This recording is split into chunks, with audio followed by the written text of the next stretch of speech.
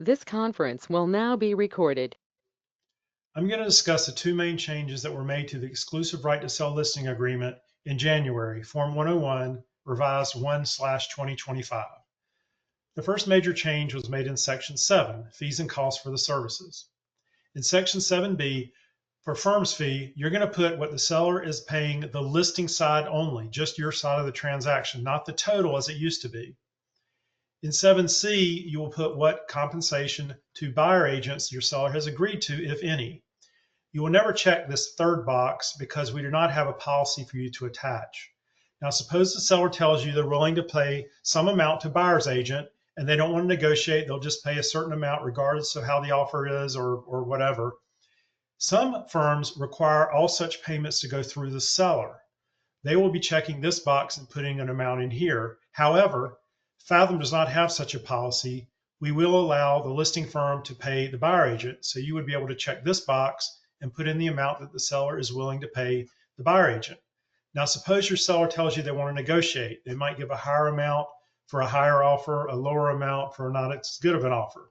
In that scenario, you should check the first box, and then you can put 0 in here.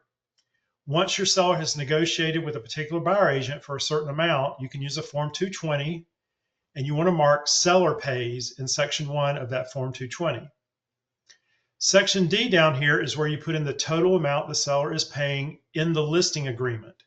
That will be whatever you have up here in Section B plus whatever you have here in Section C. That will be the total that the seller is paying through the listing agreement. The second change is in Section 14. Excuse me, that's not right. Section 11, dual agency. First of all, you have to determine if your seller wants the firm to act as a dual agent or if they prohibit the firm from acting as a dual agent.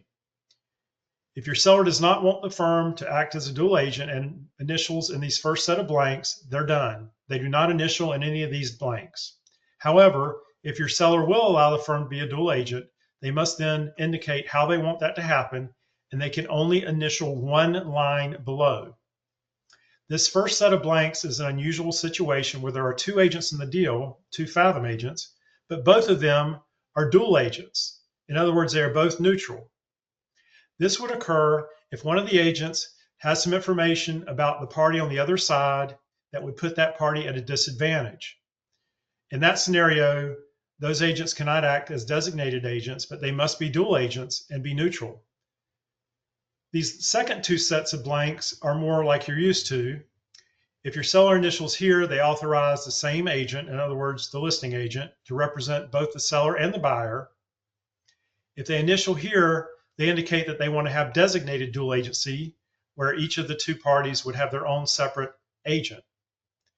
We recommend that you have your clients initial to allow Fathom to be a dual agent and to initial to allow Fathom to have designated agency. Now, if you have this designated agency indicated, and it ends up you need to be a dual agent, you talk to your district director. If your district director agrees to let you be a dual agent, then you would have to change this section to have your seller initial here, and then you would strike through the initials down here. These are the two major changes for the listing agreement. If you have any other questions, talk to your district director.